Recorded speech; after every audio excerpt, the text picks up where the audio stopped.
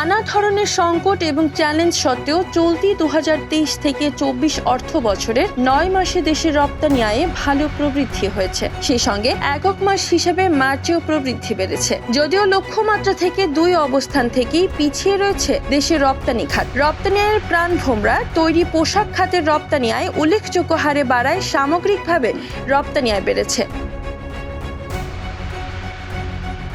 হুন্ডির চেয়ে ব্যাংকে ডলারের দাম কমে যাওয়ায় ঈদের আগেও কমে গেছে প্রবাসীদের পাঠানো অর্থ বা রেমিটেন্স। বৈধ পথে বা ব্যাংকিং চ্যানেলের মাধ্যমে মার্চ মাসে আগের মাস ফেব্রুয়ারির তুলনায় 7.75% রেমিটেন্স কমেছে, আর গত বছরের একই সময়ের তুলনায় কমেছে 1.26%। ইউরোপ ও আমেরিকা সহ সারা বিশ্বে তৈরি পোশাক, ওষুধ, চামড়া ও চামড়াজাত পণ্য, কৃষি প্রক্রিয়াজাত পণ্য, পাট ও পাটজাত পণ্য, হোম টেক্সটাইল, হিমায়িত খাদ্য এবং বাইসাইকেল সহ সকল খাত মিলে দেশে উৎপাদিত বিভিন্ন পণ্য বিশ্ববাজারে রপ্তানি করে বাংলাদেশ। চলতি অর্থ বছরের প্রথম 9 মাসে অর্থাৎ জুলাই থেকে মার্চ রপ্তানি আয় এসেছে $4,355 কোটি, যা গত অর্থ বছরের একই সময় এসেছিল $4,172 কোটি টাকা। সেই হিসাবে 9 মাসে রপ্তানি আয়ে প্রবৃদ্ধি হয়েছে 4.39%, আর একক মাস হিসেবে মার্চে রপ্তানি আয় হয়েছে $510 কোটি, যা গত বছরের মার্চে ছিল $464 কোটি। সেই হিসাবে মার্চ মাসে রপ্তানি আয়ে প্রবৃদ্ধি হয়েছে 9.88%। রপ্তানি আয়ে ভালো প্রবৃদ্ধি হলেও লক্ষ্যমাত্রার তুলনায় দুদিক থেকেই রপ্তানি আয় কমেছে। অর্থ বছরের 9 মাসে লক্ষ্যমাত্রার চেয়ে রপ্তানি আয় কম এসেছে 5.86%। এ সময়ের জন্য লক্ষ্যমাত্রা নির্ধারণ করা হয়েছিল $4,626 কোটি।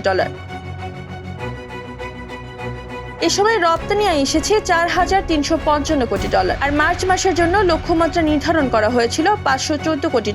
যদিও এ সময় রপ্তানি আয় এসেছে $510 কোটি। সেই হিসাবে জানুয়ারিতে লক্ষ্যমাত্রার চেয়ে রপ্তানি আয় কম এসেছে 0.88%।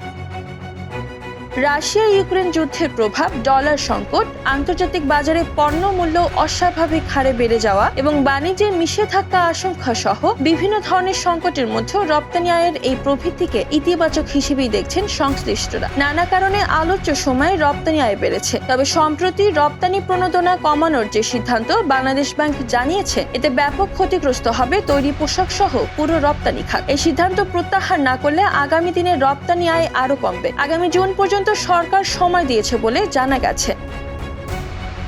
এই প্রসঙ্গে তৈরি পোশাক রপ্তানিকারকদের সংগঠন BGMIA পরিচালক ডেনিম এক্সপার্ট লিমিটেডের অতিরিক্ত ব্যবস্থাপনা পরিচালক মহিউদ্দিন রুবেল সাংবাদিকদের কাছে পাঠানো এক ভিডিও বার্তায় বলেন, 7 মাসে তৈরি পোশাক খাতে খুব বেশি প্রবৃদ্ধি হয়নি, গড়ে মাত্র 3.5% মতো হয়েছে। নিট পোশাকে প্রবৃদ্ধি কিছুটা বাড়লেও ওভেনে এখনো সংকট রয়েছে। তবে ভালো দিক হচ্ছে প্রথমবারের মতো 5 বিলিয়নের বেশি রপ্তানি আয় এসেছে, যা এর আগে কখনো হয়নি। তবে বিশ্ব অর্থনীতিতে এখনো যে সংকট আছে তাতে পুরো অর্থ বছর শেষে খুব ভালো কিছু হবে বলে আশা করা যাচ্ছে না। বিভিন্ন দেশ তাদের অর্থনীতি পুনরুদ্ধারে যে কৌশলগুলো নিয়েছে তার উপর ভিত্তি করেই চলতি মাসে বড় প্রবৃদ্ধি হয়েছে। এর পাশাপাশি পণ্য বৈচিত্র্যকরণ এবং নতুন বাজার খোঁজার ক্ষেত্রেও আমরা অনেক কাজ করেছি বলেই আমাদের রপ্তানি আয়ে প্রবৃদ্ধি হয়েছে।